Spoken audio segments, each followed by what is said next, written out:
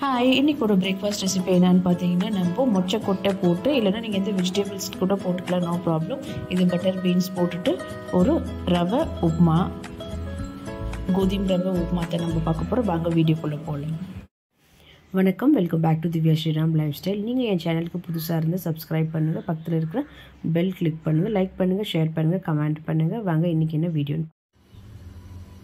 So இப்போது vegetable upma பண்ணுறதுக்கு தேவையான அளவுக்கு நான் எண்ணெய் ஆட் பண்ணிக்கிறேன். ஸோ எண்ணெய் ஹீட் ஆகிடுச்சு. இப்போது நம்ம இன்க்ரீடியன்ட்ஸ் எல்லாம் ஆட் பண்ணிக்கலாம். கொஞ்சோண்டு இப்போது ஒரு 1/4 டீஸ்பூன் அளவுக்கு கடுகு ஆட் பண்ணிக்கிறேன். ஸோ ஒரு ஆனியனில் நல்லா ஸ்லைஸாக கட் பண்ணி வச்சுருக்கிறது ஆட் பண்ணிக்கலாம். இது ஆனியன்ஸ் நல்லா நம்மளுக்கு இப்போது வதங்கணும். நல்லா குக்காகி வதங்கிட்டேன். இப்போது ஸோ ஆனியன் நல்லா இப்போது ரோஸ்ட் ஆகிடுச்சு. இதில் கொஞ்சமாக கொத்தமல்லி புதினா ஆட் பண்ணிக்கலாம். சேம் நம்ம பிரியாணி எப்படி பண்ணுவோமோ அதே மெத்தடில் தான் இந்த உப்புமாவை.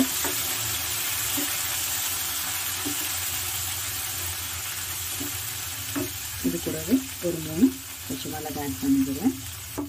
ஸோ நெக்ஸ்ட் இது கூடவே 2 டொமேட்டோ சின்ன சின்னதாக சாப் பண்ணி வச்சுருக்கிறது ஆட் பண்ணிக்கலாம். இது நல்லா இது கழிட்டு வரட்டும். நல்லா டொமேட்டோலாம் மசிஞ்சு வரணும் நம்மளுக்கு.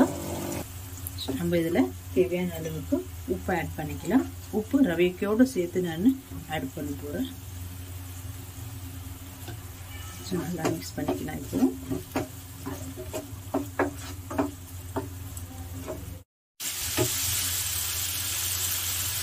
ஸோ நல்லா இது மசிஞ்சு வந்துடுச்சு. நம்மளுக்கு ஃப்ளேம் கம்மி பண்ணிக்கலாம். இப்போ நம்ம இதுக்கு மொச்சக்கொட்டை ஆட் பண்ண போகிறோம். பட்டர் பீன்ஸ்ன்னு சொல்லுவாங்க. இது சீசன் முடிய போகுது இப்போது. ஸோ நம்ம இதை ஆட் பண்ணிக்கலாம். மார்க்கெட்டில் எங்கேயாச்சும் ஒரு இடத்துல கிடைக்கிது. ஸோ இதுதான் ட்ரை பண்ணி வச்சு மொச்சப்பருப்புன்னு சொல்லுவாங்க. ஸோ இதனால நம்ம வதக்கி எடுத்துக்கலாம். இப்போ இதுலேயே நல்லா இப்போ குக்காய் வரணும். இது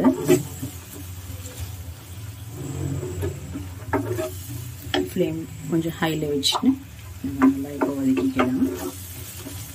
ஸோ இப்போ தேவையான அளவுக்கு மசாலாஸ் எல்லாம் என்னென்ன தேவை இதில் ஆட் பண்ணிக்க போகிறோம். கொஞ்சமாக மஞ்சள் பொடி ஆட் பண்ணிக்கிறேன். நான் இதில் ஒரு இன்க்ரீடியன்ட்ஸ் என்னன்னா பிரியாணி மசாலா. நான் எப்போவுமே இந்த மாதிரி உப்புமா பண்ணுறப்போ நான் யூஸ் பண்ணுவேன். இதில் ஒரு டீஸ்பூன் அளவுக்கு பிரியாணி மசாலா அண்ட் ஒரு டீஸ்பூன் அளவுக்கு சிக்கன் மசாலா யூஸ் பண்ணுவேன். ரொம்ப நல்லாயிருக்கும். நீங்கள் இந்த மாதிரி ட்ரை பண்ணி பாருங்கள். சேம் பிரியாணி டேஸ்ட்டே உங்களுக்கு வரும். நல்லா இதை மிக்ஸ் பண்ணிக்கலாம்.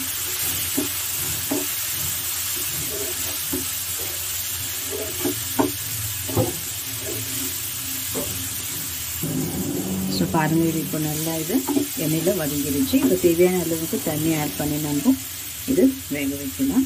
ஒரு கிளாஸ் அளவுக்கு தண்ணி ஆட் பண்ணிக்கிறேன். ஸோ இந்த தண்ணி இந்த அளவுக்கு போதும். ஜஸ்ட் ஒரு 5 மினிட்ஸ் தான் உங்களுக்கு இது நல்லா குக் ஆகி நல்லா பட்டர் மாதிரி ஆகிடும் இது பருப்பு.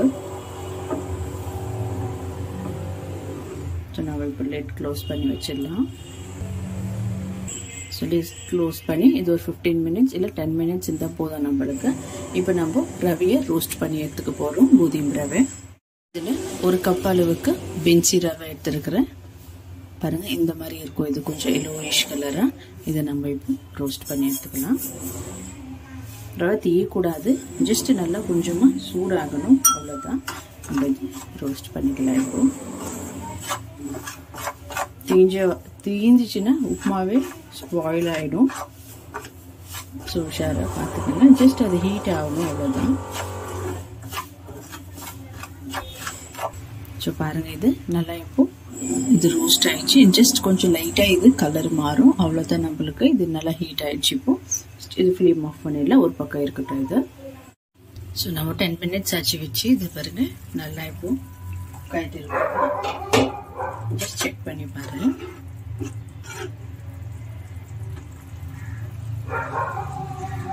நல்லா குக் ஆகிருக்கு நம்மளுக்கு. இப்போ நம்ம ரோஸ்ட் பண்ணி வச்சுருக்கிற ரவையை ஆட் பண்ணிக்கலாம். நான் ரோஸ்ட் பண்ணி வச்சுருக்கிறேன் ரவையை ஆட் பண்ணிக்கிறேன். அவ்வளோதான். ஃப்ளேம் நல்லா கம்மி பண்ணி வச்சுடுங்க, ரொம்ப வைக்காதீங்க. ஏன்னா தண்ணியெல்லாம் அப்சர்வ் ஆயிடுச்சுன்னா உங்களுக்கு அடி பிடிச்சிடும், ரவை நல்லா குக் ஆகாது. இந்த மாதிரி நம்ம மிக்ஸ் பண்ணி வச்சுட்டு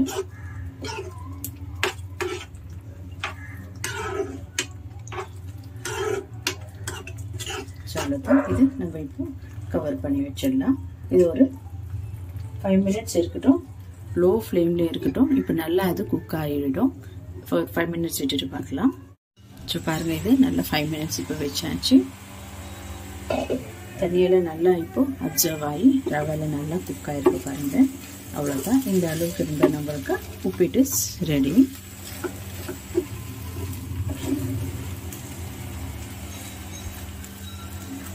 ஸோ சூப்பரான ஒரு பிரேக்ஃபாஸ்ட் ரெசிபி கோதுமை உப்புமா ரெடி ஆயிடுச்சு, அவரைக்காய் போட்டு. ஸோ உங்களுக்கு இந்த வீடியோ பிடிச்சிருந்தா லைக் பண்ணுங்கள், ஷேர் பண்ணுங்கள், கமெண்ட் பண்ணுங்கள், அண்ட் மறக்காமல் என் சேனலுக்கு சப்ஸ்கிரைப் பண்ணுங்கள். தேங்க்யூ ஃபார் வாட்சிங் திஸ் வீடியோ.